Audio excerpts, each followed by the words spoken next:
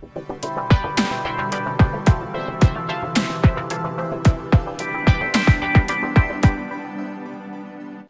तालुक्यातील ठेकेदार संघटनेचे उपोषण दुसऱ्या दिवशी स्थगित. आमदार महेंद्र थोरवे यांच्या आश्वासनानंतर कर्जत तालुक्यातील ठेकेदार असोसिएशनचे बेमुदत उपोषण दुसऱ्या दिवशी स्थगित करण्यात आले. कर्जत खालापूरचे आमदार महेंद्र थोरवे यांच्या हस्ते ज्यूस घेऊन उपोषण सोडले. यावेळी सार्वजनिक बांधकाम विभाग पनवेल कार्यकारी अभियंता संदीप चव्हाण, कर्जत बांधकाम विभागाचे उपअभियंता राहुल देवांग उपस्थित होते.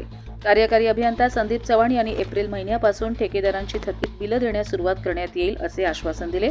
उपोषणाला संघटनेचे पदाधिकारी उपस्थित होते. संघटनेचे सचिव उदय पाटील यांनी देखील आभार मानले. तो यश आलेलं नाही.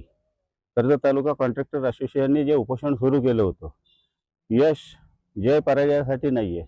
आमचे बऱ्याच वर्षाचे जवळजवळ तुम्हाला सांगितलं की 203 कोटीची बिलं कर्जत तालुक्याची गेल्या 3 वर्षापासून स्टँड बाय आहेत आणि ती मिळावी यासाठी आम्ही उपोषण सुरू केलं होतं. परंतु प्राप्त परिस्थिती राज्य सरकारचा आत्ताचा आढावा घेतला. माननीय आमदार महोदयांनी काही माझी चर्चा केली, माननीय कार्यकारी अभियंता चव्हाण साहेब यांनी माझी चर्चा केली की सद्यस्थितीत जे T6 ला आमची जी 3 वर्षापासून जी पेंडिंग बिलं सुमारे 100 कोटीच्या आसपासची जी बिलं आहेत त्या संदर्भात प्रायोरिटीने माझं ते उपोषण होतं.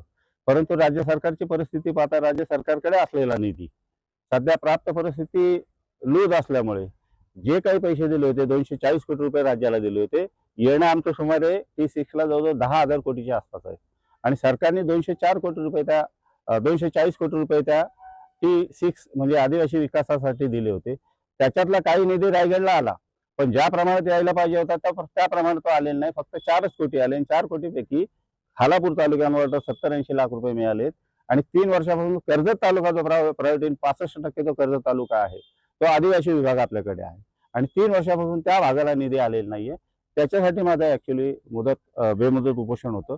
परंतु यांनी काही अधिकारी आणि आमदार साहेब स्वतः विधिमंडळात असल्यामुळे सध्याची सरकारची स्थिती त्यांना माहिती आहे, त्यामुळे त्यांनी माझ्याशी डिस्कशन केलं आणि मी सांगितलं साहेब तुम्ही तुमच्या आणि चव्हाण साहेबांच्या याच्या खात्यात मी उपोषण सोडणार नाही, मी स्थगित करतो.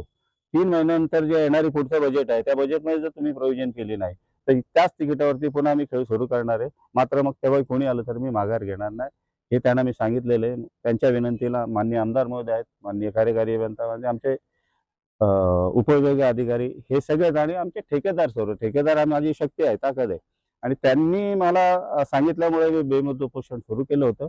त्यांनीच मला सांगितलं की साहेब की सध्या परिस्थिती पाहता देशामध्ये युद्धजन्य परिस्थिती देशामध्ये नाहीये पण परदेशामध्ये इराण, इस्रायल आणि इराक आणि अमेरिका हे जे युद्ध चालले आणि युद्धाचा परिणाम पेट्रोल डिझेलवर मोठ्या प्रमाणात होत असल्यामुळे त्याचा परिणाम देशावरती, देशाचा परिणाम राज्यावरती होतोय आणि ती स्थिती बघून मी हे उपोषण स्थगित केलेलं आहे असं हे मी ठेकेदार संघटनेच्या वतीने जाहीर सांगतो.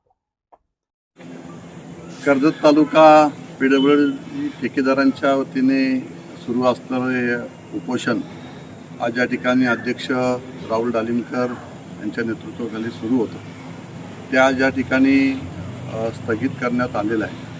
परंतु एकंदरीत तालुक्याची परिस्थिती पाहता ठेकेदार संघटनेने जो उपोषणाचा निर्णय या ठिकाणी घेतलेला होता तो योग्यच होता.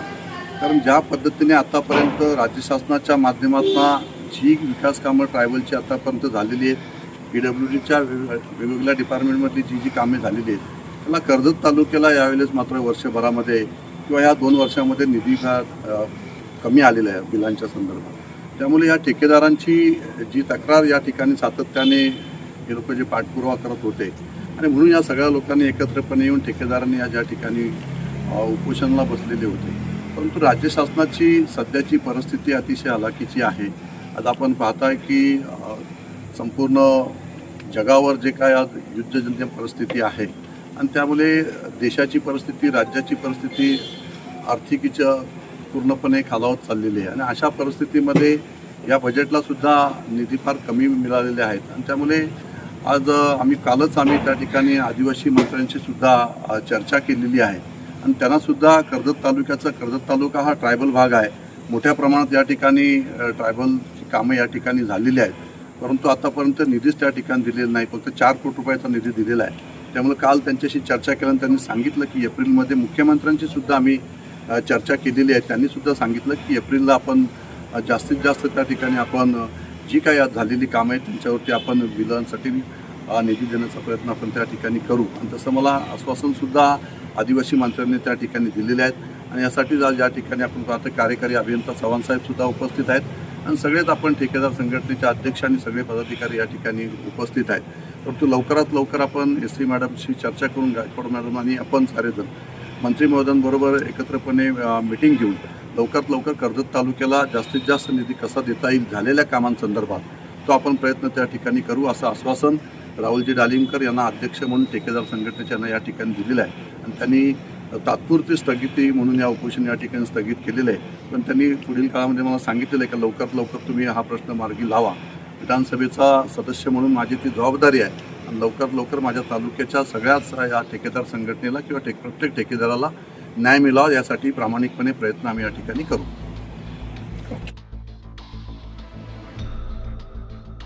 कर्जत लाईव्हसाठी महेश भगत पुणे.